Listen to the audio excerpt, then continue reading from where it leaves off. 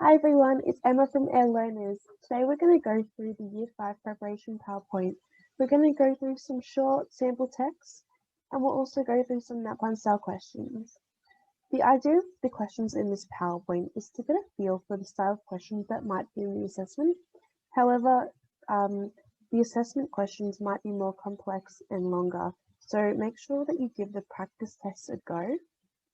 Feel free to pause the video at any time and note down anywhere where you may get stuck so you can ask an Air Learners tutor, a parent, or a teacher for help.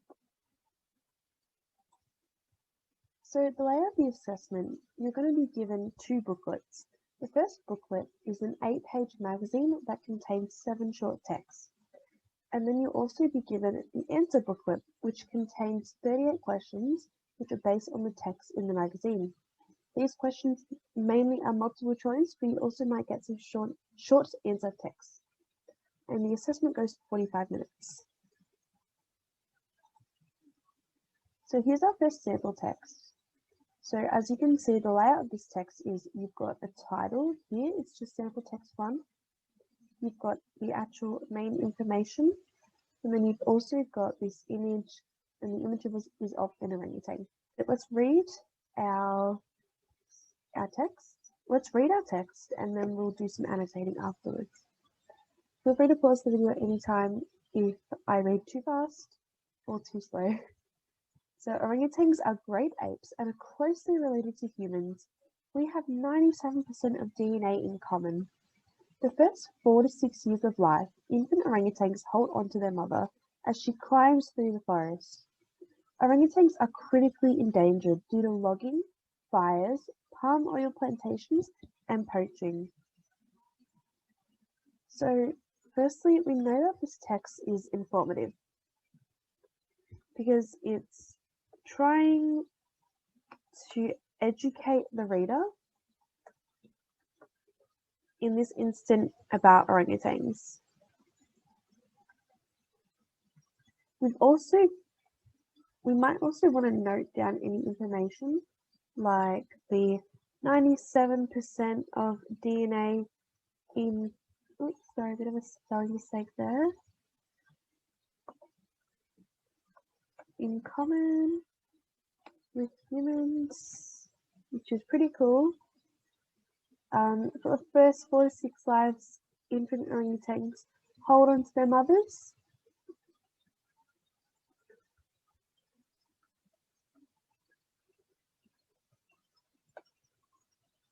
Sorry.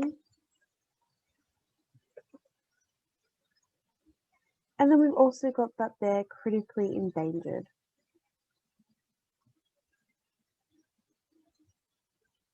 Also on the right here, we've got an image of a baby orangutan. This might promote an emotional response. And this emotional response might be aimed to engage the reader or to feel bad for orangutans because they are endangered. So that's our little information. We'll just pop this here. We'll pop it there. So then when we go on to our next slide, we've got this information. But during your test, you can just flip back and forth. So we're on to our first question. What percentage of DNA do orangutans and humans have in common? So we can see in our little information that we wrote here, 97% of DNA is in common with humans, which is a lot considering our differences. Now, the reason behind this is because many years ago, thousands, billions of years ago, humans and orangutans would have had a common ancestor. This does not mean that humans and orangutans are related, because we did not evolve from orangutans, but we do share similar DNA because we had a common ancestor a long time ago. What do infant orangutans do for their first 4 to 6 years of their lives? Now, we've got option A, search for food, option B, hold on to their mothers, option C, learn how to climb, or option D, sit in their mother's pouches. So as we can see here, for the first 4 to 6 years of babies' lives, they hold on to their mum.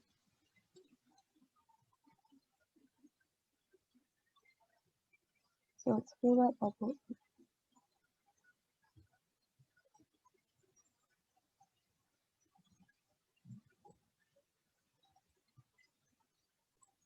So let's go on to question 2. What do infant orangutans do for their first 4 to 6 years of their lives? A. Search for food. B. Hold on to their mothers. C. Learn how to climb. Or D. Sit in their mother's pouches. So let's have a look at the information that we have written down here. For the first 4 to 6 years, babies hold on to their mum. So, let's see. Let's fill that bubble in. Good.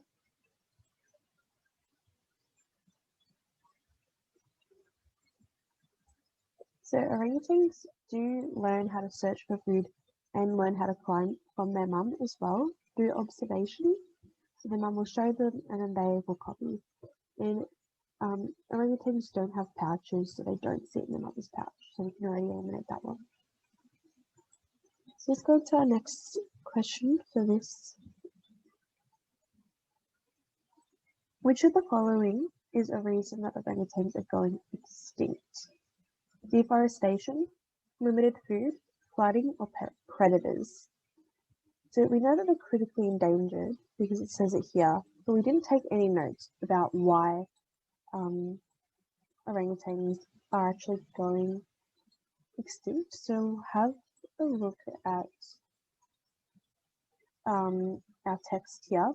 Orangutans are critically endangered due to logging, fires, palm oil plantations, and poaching. Let's go back. So our answer is deforestation because logging and palm oil plantations lead to deforestation. So deforestation, if you don't know what it is, it's basically like the removal of the forest. And orangutans actually live in trees. They live at the very tippy top of the tree. So if you're looking from a bird's eye view, you can see their nests at the top. And so when the logging companies take down the trees so they can use it for palm oil, the orangutans no longer have anywhere to live. So they either have to relocate or unfortunately they have no habitat, so they die and they're unable to reproduce, which leads to the decrease in the number of population, which ultimately results to orangutans being endangered. It's very unfortunate, but it does happen, especially since the use of palm oil in food, cosmetics, is really increasing. So let's go on to our first tip. Reread the text multiple times. Although you do only have 45 minutes, it's really important that you allocate 2 to 4 minutes per text, reading and analyzing. The reading test is all about analyzing and interpreting different styles of text and drawing conclusions, which is why having a good understanding of what the text actually is discussing is really important before you answer the question, sorry. So if you're not a fast reader, that's okay. Read it once over, as slow as you want, and then you should go through and analyze the text. So like we did before, how we wrote down that it's a informative piece, and then we wrote just key information. You should just keep that in your head. Don't write it down.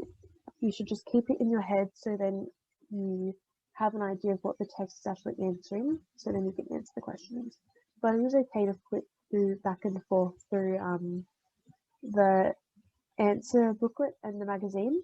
but the thing is, it might be a bit more time consuming, and the test is all about interpretation.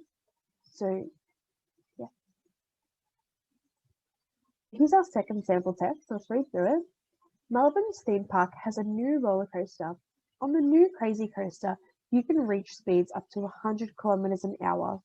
Don't lose your head on the 3 inversion loops and the 30-meter drop. Come today for some gut-wrenching fun.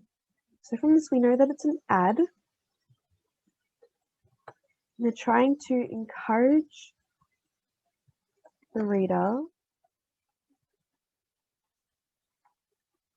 They're trying to encourage the reader to come to the theme park to experience the new roller coaster. So some information we'll note down. Top speed is 100 kilometers an hour, which is super duper fast. That's how much you go on. That's how much your parents might go on the freeway. It's too scary. There are 3 inversion loops and a 30-meter drop.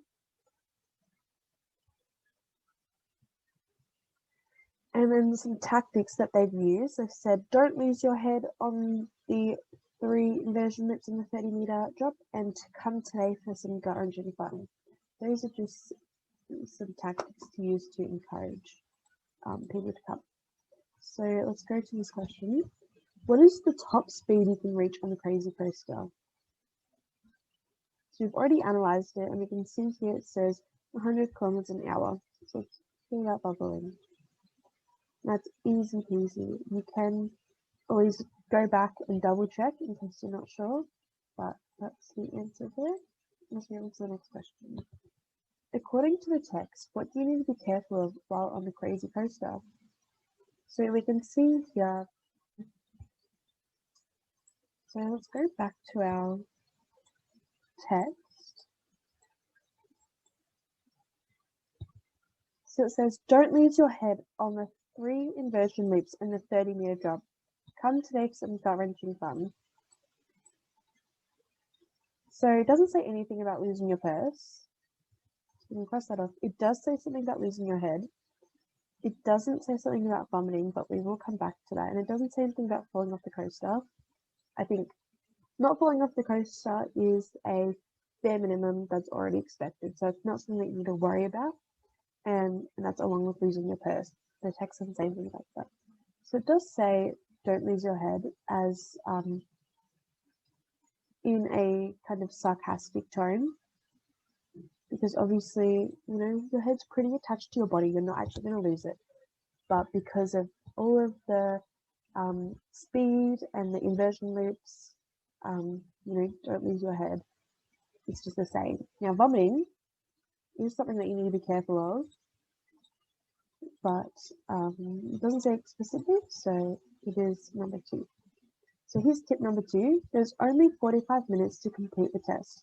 For that reason, if you get stuck, you should move on immediately. Come back to the questions that you've skipped towards the end, and if you are stuck, guess. Never leave a question unanswered. And during your practice tests, you should try timing yourself to see if you're going too slow or if you have more time to check your answers. So thank you guys for listening. Best of luck. Try your best. Give the practice test a go. And if you get stuck, ask a parent, teacher, or aunt or tutor for help. Thank you.